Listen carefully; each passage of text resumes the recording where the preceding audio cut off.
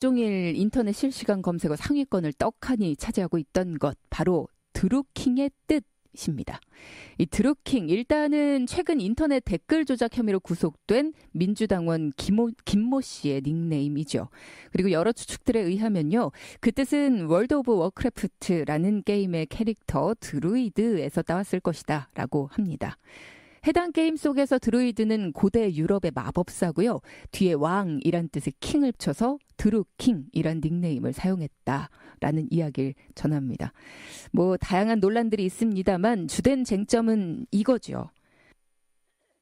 드루킹이 과연 지난 대선 과정에서 댓글 조작을 했는가의 여부, 또 문재인 대통령의 최측근인 김경수 의원과 수많은 텔레그램을 주고받았다라고 하는데 이것과 관련해서 김경수 의원이 알고 있었는가? 자, 이 시간 자세하게 알아보겠습니다. 용인대 최창렬 교육대학원장 함께하십니다. 안녕하십니까?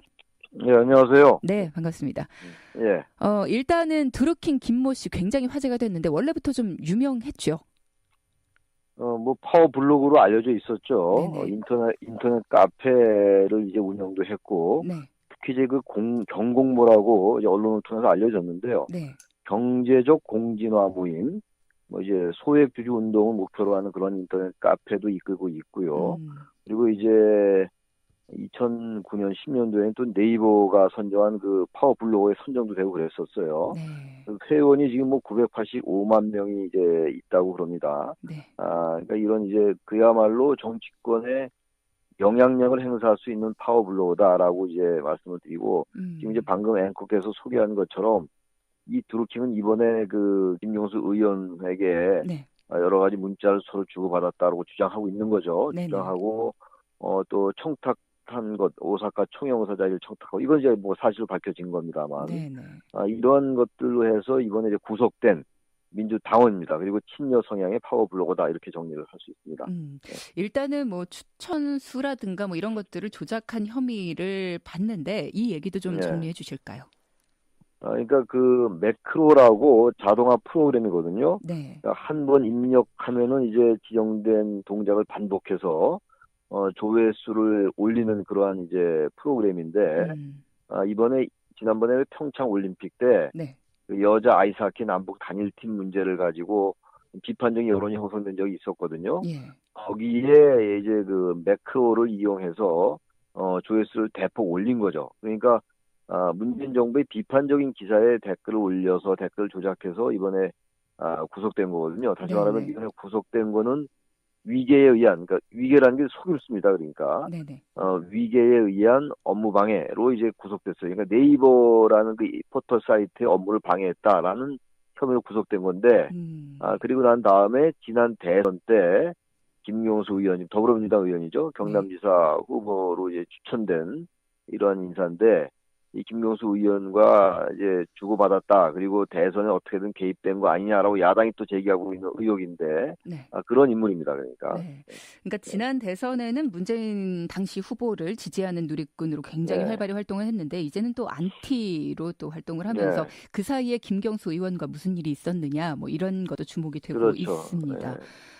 근데 어제 경찰 조사 결과 방금 뭐 원장님께서도 계속 말씀을 하셨습니다만 이 메시지를 계속 주고받았다. 수백 건의 메시지를 주고받은 사실이 있다라고 야당에서 주장을 했는데 어제 경찰의 조사 결과 김 의원은 막상 그 문자 메시지, 그러니까 텔레그램을 잘 보지 않았다. 뭐 이런 이야기도 있습니다. 그러니까 2016년도 11월부터 올해 3월까지 약 1년 4개월이죠. 네. 이제 그 많은 텔레그램 메시지를 보냈는데, 그 경찰 발표에 의하면 김 의원은 대부분 확인하지 않았다, 이렇게 얘기를 하고 있어요. 그리고 이제 172여 개의 휴대폰을 압수를 했는데, 그 중에서 아주 일부만 지금 이제 들여다봤다라는 거예요. 네. 그리고 들여다보지 않은 상태에서 검찰로 넘겼다라는 발표를 경찰이 했거든요. 그러니까 김경수 의원은 100% 확인하지 않은 건 아닌 것 같고, 거의 확인하지 않은 걸로 이렇게 알려져 있는 겁니다, 지금. 그러니까 이 부분도 이제 검찰이 휴대폰을 모두 이제 들여다보고 이런 다음에 최종 알 수가 있을 것 같고요. 아무튼 김경수 의원은 어제도 이제 기자간담회 열었고, 지난 주말인 14일에도 반박 기자회견을 했는데, 아무튼 자신은 받은 건 있으나 감사하다는 의례적인 인사를 했으나 전반적으로 들여다볼 기회도 없었고 들여다보지 않았다라고 이제 얘기하고 있는 게 경찰의 주장과 경찰의 발표 일치하고 있습니다. 네. 야당의 생각은 조금 다른 것 같은데요. 야당은 지금 이 부분이 예. 오사카 총영사란 자리가 그 가벼운 자리가 아닌데 네. 그 자리를 인사청탁할 정도면 김경수 의원과 상당 부분 지난 대선 과정에서 교감이 있고 네. 어떤 그 배우로서 김경수 의원이 역할을 하는 것이 아니냐라고 지금 야당이 의혹을 제기하고 있는 거죠. 그러니까 이제 이 사안의 핵심은 지난 평창올림픽 때 남북 단일팀 문제 여자 아이스하키 그 문제로 구속이 되고 불거졌으나 네. 이건 이제 어느 방송사에서 김경수 의원이 연루돼 있다고 보도한 다음에 이제 나온 사안이 지난 대선 때 무슨 역할을 하지 않았냐 이게 지금 이 논란의 핵심이에요. 여야 공방에 지금. 네네네. 그리고 김경수 의원뿐만이 아니라 민주당이 조직적으로 개입했을 가능성이 있다라고 의혹을 제기하고 있는 것이고 네. 그리고 이제 김경수 의원보다도 다른 청와대 관계자도 개입될 수가 있다라고 얘기하고 있는 거예요. 지금 야당은. 일단 의혹을 계속 제기하고 의혹을 있는 제기하고 거죠. 있는 거죠. 그리고 민주당은 그렇지 않다. 이건 개인적 일탈이다. 그 민주당원 3명이 구속되고 이제 2명은 제명을 했잖아요. 이 민주당에서. 네, 어제 이건 제명됐죠. 개인적 일탈일 뿐인 것이고 이건 조직적 개입이 아니다. 그리고 이 사안을 고발한 게 추미애 대표가 고발을 했던 거거든요. 지난 1월 달에. 민주당이 고발을 했는데 어떻게 이게 민주당이 조직적으로 개입한 것일 수 있겠느냐라고 이제 반박하고 있는 게 현재의 논란의 핵심입니다. 그리고 어제 또 뜨거운 감자로 떠올랐던 것 중에 하나가 느릅나무 출판사입니다. 그러니까 이 드루킹이라는 사람이 느릅나무 출판사를 열었는데 책은 한 번도 출판을 한 적이 없고 파주 출판단지가 주소인데 월세는 한 번도 밀린 적이 없다.